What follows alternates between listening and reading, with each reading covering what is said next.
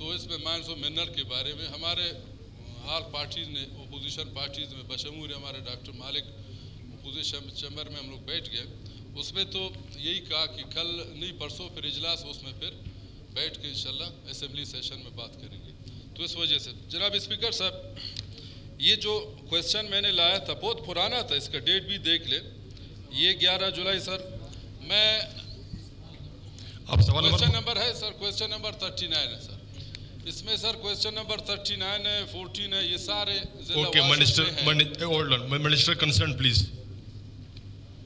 उसने यही कहा था कि पिछले साल लास्ट टाइम था, इस वजह से मैंने वाशुक डिस्ट्रिक्ट को मैंने पोस्टें नहीं ला सका।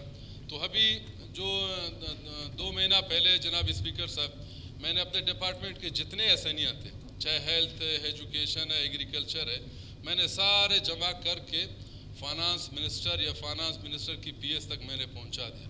इसके बाद तो फिर तुकरीब बनता है, 1 महीने के बाद आपको खुद पता है जून में बजट आ रहा है।